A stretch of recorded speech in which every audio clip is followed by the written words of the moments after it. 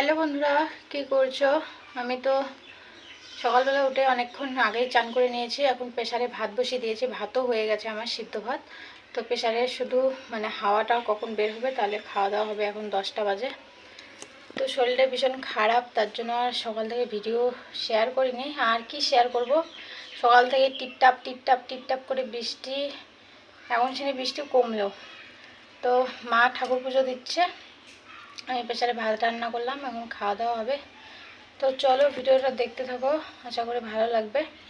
জানি না কতটা ভালো লাগবে তোমাদের। তারপরে আমি চলে গিয়েছিলাম দোকানে, কারণ ঘরে লঙ্কা শেষ হয়ে গেছে, তাই দোকান থেকে লঙ্কা নিয়ে আসলাম। আর এদিকে ভাতগুলো আমার হয়ে গেছে, তাই প্রেসার কুকারের মুখটিটা খুলে রেখে দিলাম। আর কড়াইয়ের মধ্যে তেল দিয়ে এই যে এখন শুকনো লঙ্কা ভেজে নেব। শুকনো লঙ্কা দিয়ে যে কোনো ভর্তা করবে সেই টেস্ট লাগে। আর এদিকে ঠাকুরদাদা যাবে ধামে, তার জন্য ঠাকুরদাদা ভাত খেতে বললাম, ভাত খাবে না, তাই চিড়া, চিনি আর দুধ দিয়ে দিলাম। ঠাকুরদাদা এগুলোই খেয়ে চলে যাবে। ঠাকুরদাদা কিন্তু সকালে ভাত খেতে চায় না।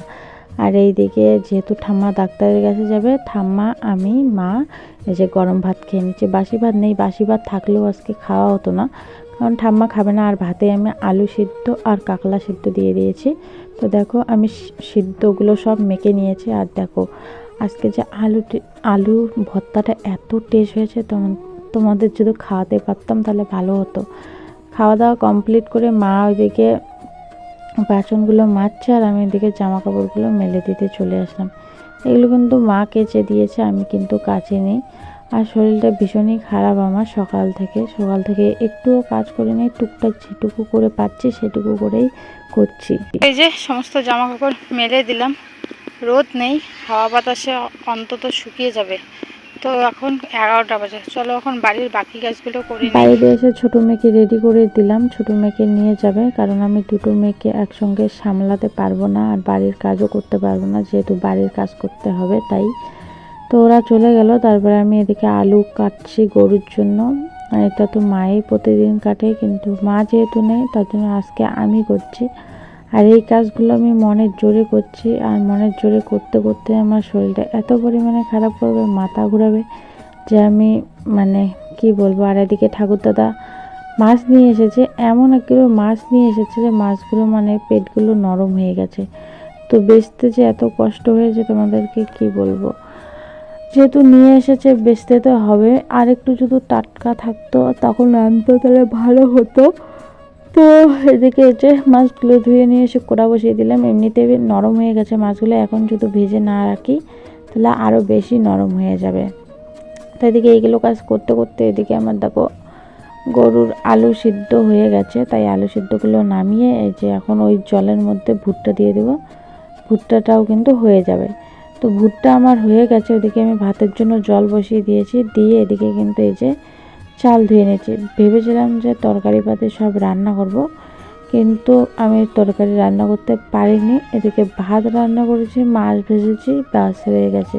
এখন যাব গরু ছাগলকে জল দিতে। এদিকে বন্ধুরা, গরু ছাগলকে জল দেওয়া কমপ্লিট, ভাতও হয়ে গেছে। এখন ভাতের মাঠটা বসাবো, আর পাচ্ছি না। এখন আমি শুয়ে পড়বো, মা আসে কী তরকারি রান্না করে করুক। ভাত আর মাছের ভাজাটা করে রাখলাম, আর পাচ্ছি না। এখন শুয়ে পড়বো, শুয়ে একটু রেস্ট নেবো। শরীরটা ভীষণ খারাপ লাগছে, ভালোই লাগছে না, চোখ মুখ অন্ধকার হয়ে আসছে। তখন থেকে শুয়েছিলাম, এখন 4টে কি 4:30 বাজে। তো ভাবলাম চলো উঠে সমস্ত কাজগুলো বিকেলের করে নিই। এদিকে কাপড় জামাগুলো নিয়ে এসে ভাঁজ করে রেখে দিলাম। আর এদিকে বৌদি এসেছে দুধ নিতে, তাই এদিকে বৌদিকে দুধ দিয়ে দিচ্ছি।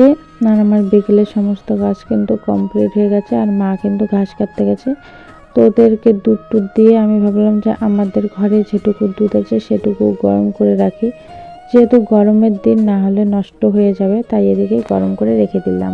ফিরে আসলাম অনেকটা সময় পার করে, এখন রাত 10টা বাজে। আর আমার মেয়েকে আমি খাইয়ে দিয়েছি, ঘুম পাঠাবো। আর ও দেখো ঘুম যাবে না কিছুতেই, কি করেছে।